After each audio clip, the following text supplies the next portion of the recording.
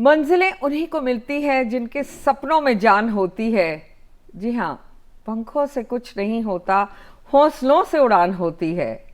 We are indeed delighted today to have in our studios on the sets of Mehman Dr. Malika Nadda ji, who's the chairman Special Olympics Bharat. बहुत बहुत स्वागत आपका.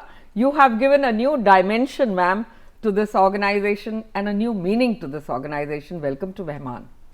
धन्यवाद निधि जी, मेहमान के इस कार्यक्रम में बुलाने के लिए।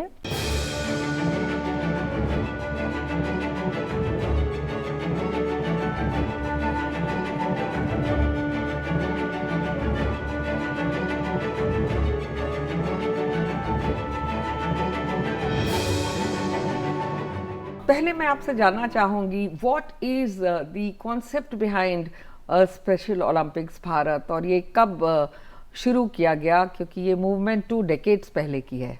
Special Olympics is a movement started in 1968 by Eunice Shriver Kennedy in US, and it was started because Eunice Shriver Kennedy had a sister who was intellectually challenged, and in those days activity for intellectually challenged was quite difficult, and sports is a medium through which special children who are intellectually challenged or intellectually disabled could be given some constructive work and they could develop through sports. Hence, Special Olympics was a program started in US, but in India it started in the 80s with few big cities being a part of this program.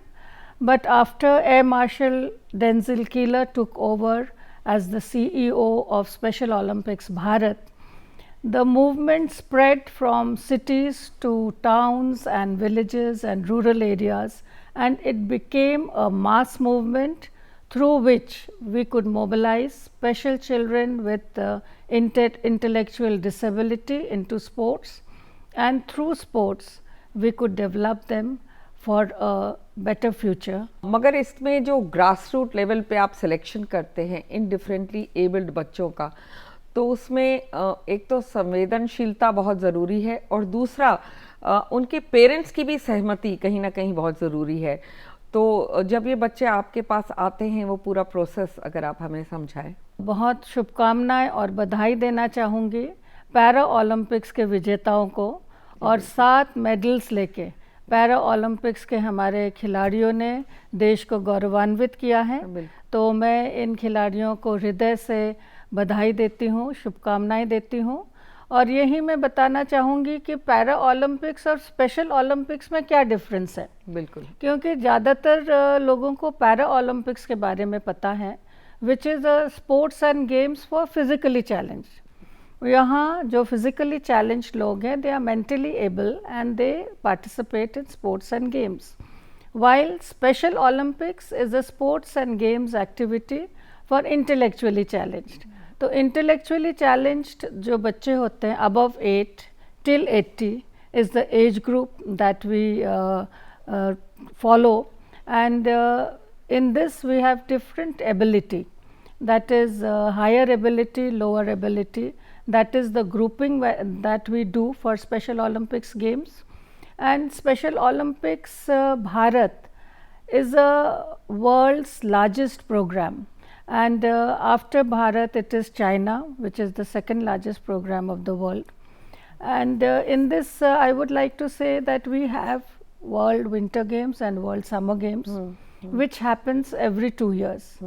And before the World Games, we start preparing our athletes at the state level, at the local level, and then they participate in a state level competition.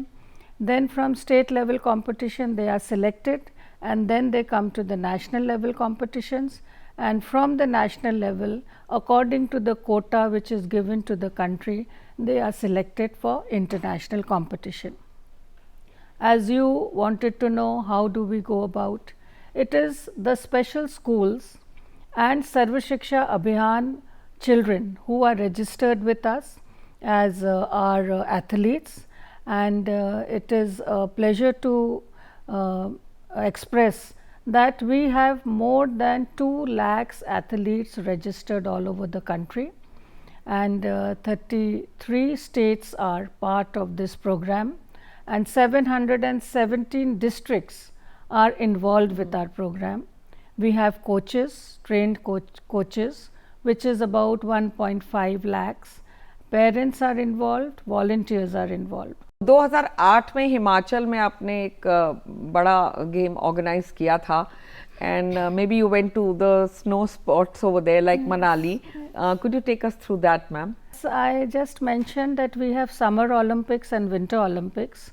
So from our country, we could not participate in snow sports. Yes. That is alpine skiing, snowshoeing and snowboarding, and figure skating and speed skating. These were the sports which happens in snow. So after formation of the Himachal chapter, I had in mind that we should start sports on snow for our athletes, since the World Games happen and we cannot participate.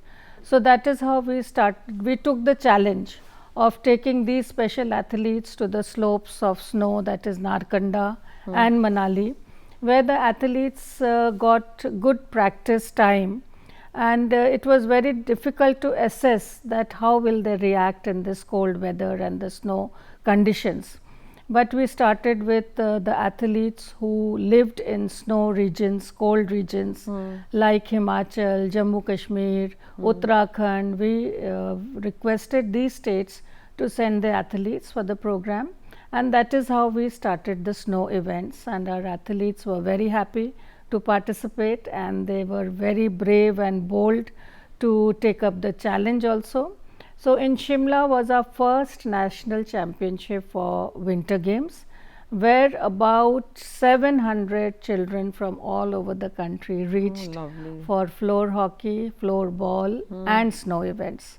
So that is how we started snow events in Himachal, and that is how our athletes are able to participate in World Winter Games, and not only participate, they are bringing back medals, Yes. which is very rare to get medals, where other countries who are well equipped and get more opportunity to practice, there are special athletes are participating and are coming back with medals.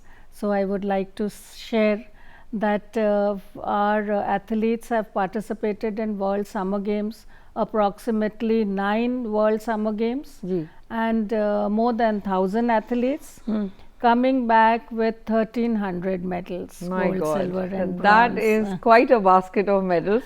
But यहाँ मैं आपसे जानना चाहूँगी, you just mentioned that you give them this kind of training in snow areas like Manali and other places, which is to acclimatize them basically when they go internationally, because वहाँ snow ज़्यादा होती है.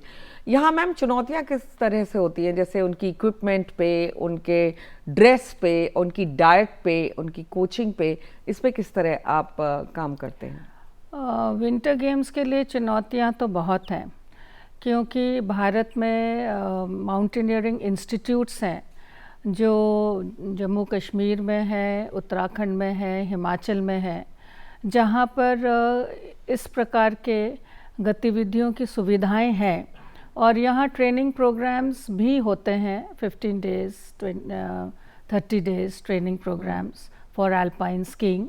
But snow boarding and snow shoeing जो games हैं वो भारत में नहीं होते थे, तो इनके इक्विपमेंट्स लाना भी एक चैलेंज था, और हमको ये इक्विपमेंट्स बाहर से मंगवाना पड़ा, लाना पड़ा. और इस इक्विपमेंट्स के आने के बाद इनकी प्रैक्टिसेस हमने, जब स्नो नहीं होता था तो सैंड पे कराते थे, और स्नो बोर्ड्स की प्रैक्टिस हम स्लोप्स में कराने की कोशिश करते थे, अगर स्नो के पास एथलीट्स नहीं भी है, पर ये कहीं सैंड में, कहीं स्लोप्स में इसकी प्रैक्टिस कर सके, इसका प्रयास करते थे. लेकिन हिमाचल में हमको स्नो कंडीशंस एक बार नहीं मिला था, तो हम गुलमर्ग ले गए थे हमारे स्पेशल एथलीट्स को प्रैक्टिस के लिए, और उसके बाद ऑस्ट्रिया गेम्स में एथलीट्स ने जाना था. यहाँ मैं ये जानना चाहूँगी ma'am, that there have been some stellar names in this regard. We've heard of Rajkumar ji, who's from the bylanes of Sadar Bazaar and Paharganj. और कहाँ से कहाँ उसका करियर उसे ले गया। इसी तरह श्रेय कादियान की बात की जाए या साहा की बात की जाए, सो देव रियली डन इंडिया प्राउड। श्रेय हमारा आज ग्लोबल लीडर हैं और ग्लोबल यूथ काउंसिल को में भारत को रिप्रेजेंट कर रहा है। इनके इतिहास में अगर हम जाते हैं तो बचपन में शायद इनको स्पीच प्रॉब्लम थी श्रेय को, और स्पीच प्रॉब्लम की वजह से नॉर्मल स्कूल से निकाल के स्पेशल स्कूल में इनको डाला गया था। स्पेशल स्कूल में जाने के बाद स्पेशल ओलंपिक्स के संपर्क में श्रेय आए और स्पेशल ओलंपिक्स के माध्यम से क्रिकेट, स्नोबॉल, इस तरह के इवेंट्स में पार्टिसिपेट करना शुरू किया। और स्कूल में आने के बाद जिस तरह के फ्रेंडशिप डेवलप होती है एंड स्पोर्ट्स एंड गेम्स के माध्यम से इन बच्चों का जो हौसला बढ़ता है और एक कॉन्फिडेंस आता है। सिमिलरली राजकुमार के बारे में आपने बताया, स्पीड स्केटिंग में नॉट ओनली स्पेशल ओलंपिक्स में बट नॉर्मल स्पीड स्केटिंग में भी राजकुमार ने पार्टिसिपेट किया, अपने छोटे भाई को ट्रेन किया और बहुत सारे मेडल्स राजकुमार को मिले। और जिस तरह के एक गरीब परिवार से निकल के राजकुमार आया, हम सब के लिए ये बहुत गर्व का विषय है कि इस तरह के खिलाड़ी खेलकूद के माध्यम से एक समाज में परिवर्तन की मिसाल बन सकते हैं। और आइए हम सब मिलके इनको प्लेटफॉर्म दें जहां इनका विकास हो सके, इनकी पहचान मिल सके और एक लाइफ ऑफ डिग्निटी इनको भी मिले। इसी के लिए हम सब प्रयासरत हैं। अबू धाबी में भी इनकी परफॉर्मेंस बहुत अच्छी हुई, तो फिलहाल पैंडेमिक के चलते they may have been some kind of impediments to this whole movement. मैं ये कहना चाहती हूँ कि स्पेशल ओलंपिक्स में वर्चुअल कॉम्पिटिशन्स बहुत हुए पैंडेमिक के कारण। वर्चुअल कॉम्पिटिशन्स में क्रिकेट हुआ, फुटबॉल हो रहा है और कई सारे कल्चरल प्रोग्राम्स, सिंगिंग, म्यूज़िक, इस तरह के वर्चुअल प्रोग्राम्स के माध्यम से हमने अपने स्पेशल एथलीट्स को एक्टिव रखा है। और कहीं ना कहीं इनके माता पिता भी चाहते थे कि इनको कुछ एक्टिविटी मिले, तो वर्चुअल तो किया ही है। लेकिन मैं यहाँ आपको बताना चाहूँगी कज़ान वर्ल्ड विंटर गेम्स 2022 जनवरी में होना प्रस्तावित है। उसके लिए जो हमारी भारत से टीम है, 75 एथलीट्स कोचेस की टीम जा रही है। इन टीम में से हमारा स्नो इवेंट्स मनाली में, फ्लोर बॉल बिलासपुर हिमाचल में और स्पीड स्केटिंग के इवेंट्स गुड़गांव में, ऐसे तीनों जगहों पर हमारे बच्चों के प्रैक्टिस के लिए इवेंट्स कराए गए, नेशनल कोचिंग कैंप्स कराए गए और हमारे सारे 73-75 भागीदारी जो इसमें जाने वाले हैं, इन सभी एथलीट्स ने इसमें पार्टिसिपेट किया in spite of Covid test के बाद वहाँ भी उनको बहुत सुरक्षित रखा गया। आपका क्या मानना है डॉक्टर नड्डा कि जो NEP ने अब नया पॉलिसी दी है ऑन डिसेबिलिटीज़, उसके अंदर क्या क्या हमारे व्यूअर्स को जानना चाहिए कि ऐसी क्या सुविधाएं हैं जो उनको मिल सकती? RPD एक्ट आया है, rights of persons with disability. इस 2016 में जो नया एक्ट बना, इसके माध्यम से 7 से 21 प्रकार की अक्षमताएं इसमें शामिल की गई हैं और 21 प्रकार की अक्षमताओं में हमको मस्कुलर डिस्ट्रॉफी जैसी अक्षमता है, एसिड केस जैसी अक्षमताओं को शामिल किया गया है। ऑटिज्म तो है ही, डिसेबिलिटी में था ही, लेकिन जो 21 प्रकार की अक्षमताएं शामिल हुई है, ये एक बहुत बड़ा रेंज है और इसमें जो सुविधाएं इनको कानून की मदद से मिलेगा और जो राइट और अधिकार इनको प्राप्त हुआ है, मुझे लगता है ये सरकार के द्वारा एक बहुत बड़ा पॉजिटिव स्टेप लिया गया है। और इसके माध्यम से ये दिव्यांगजन, जो हमारे आदरणीय प्रधानमंत्री जी ने दिव्यांगजन की जो बात की है कि ये दिव्य जन है और इनमें एक विशेषता है जिसको हमें हमेशा ध्यान में रखना चाहिए, तो इनके विकास के लिए, इनकी समानता के लिए, इनके राइट्स के लिए, इनकी डिग्निटी के लिए जो इस एक्ट के माध्यम से प्रोविजंस किए गए हैं उसका पालन होगा तो मुझे लगता है इनके जीवन में हम परिवर्तन ला सकेंगे। What about the funding of these children? If you could throw some light on that. Education is free for all children up to the age of 18. Reservation in job has been raised from 3 to 4% in every government offices. Similarly, there are many devices, educational aids and appliances which have been provided for the education of these children, especially able children which we call them. And moreover, in pension also there has been a raise of the amount. Even parents are being supported who have special children. So I think there is a lot of change and there is a lot of awareness now regarding the rights and opportunities of specially abled. समाज में ये आत्मसात हो सके and the society becomes inclusive. Education system becomes inclusive where nobody can refuse the special children from admission in any normal school. This is the right that they have got and no school can refuse admission to these special children. Rather, every school there is a need for them to make an environment which is disabled friendly and where all types of special need children can get space and equal opportunities. So I think these acts, the new education policy, there has been a lot many changes to accommodate and give equal opportunity to this Divyangjan. Sugamya Bharat Abhiyan is one of the biggest abhiyan in which accessibility has been kept in mind. Every government building should be accessible. Hospitals, schools, buses and all types of transport should be accessible. And along with this, there is a new policy of unique identification card which has come up by the Ministry of Social Justice and Empowerment. This card will help the specially abled in every field. It will be like a Aadhaar card for them and they can use this card everywhere and get the benefits which are for them. I would like to take you back to your college days when you were in Jabalpur and when you were a leader since then. Your mother inspired you. She was also a member of parliament. And किस तरह आपने अपने आप को इस line में especially to think so much about this segment of society, how did you get to do that? प्रेरणा माता पिता और घर का संस्कार तो होता ही है, लेकिन विद्यार्थी परिषद की यात्रा करते करते ऐसा लगा कि हमें ऐसे क्षेत्र में कार्य करना चाहिए जहाँ कोई भी कार्य नहीं कर रहा है और ऐसा क्षेत्र चुनना चाहिए जहाँ बहुत चीज़ें हुई नहीं हैं अभी तक। तो मैं बेंगलोर अपनी बड़ी दीदी के पास जाती थी और मेरी बड़ी दीदी रूमा बैनर्जी वो विकलांग सेवा भारती की स्थापना में उनका बहुत बड़ा योगदान था। सेवा इन एक्शन नाम की संस्था बेंगलोर में कार्य करती थी जिसकी दीदी डायरेक्टर हैं।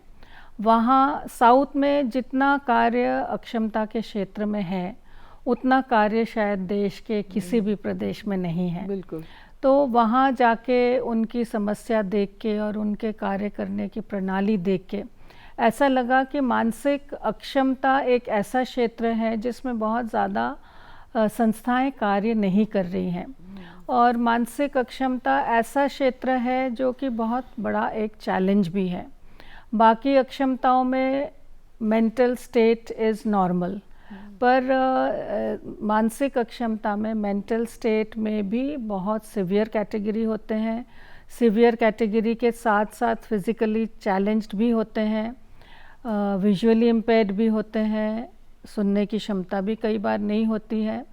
तो ऐसा जो एक क्षेत्र था और इन बच्चों को जिस तरह से घर में बंद रखा जाता था, कमरे में बंद रखा जाता था, इनके बारे में चर्चा करना भी परिवार वाले उचित नहीं समझते थे। तो ऐसी स्थिति में मुझे लगा कि इस क्षेत्र में काम करना चाहिए और मैंने बैंगलोर से ट्रेनिंग की और फिर इस क्षेत्र में कार्य जबलपुर में शुरू किया और विकलांग सेवा भारती के नाम से वहाँ संस्था प्रारंभ की, जहाँ 2 बच्चों से ये कार्य प्रारंभ हुआ और आज वहाँ ये कार्य चल रहा है और मेरा भाई उस कार्य को देख रहा है। और इसके पश्चात जब मैं हिमाचल गई तो पहाड़ों में तो कोई इस तरह के व्यक्ति नज़र ही नहीं आए कि कोई अक्षमता यहाँ होगी भी।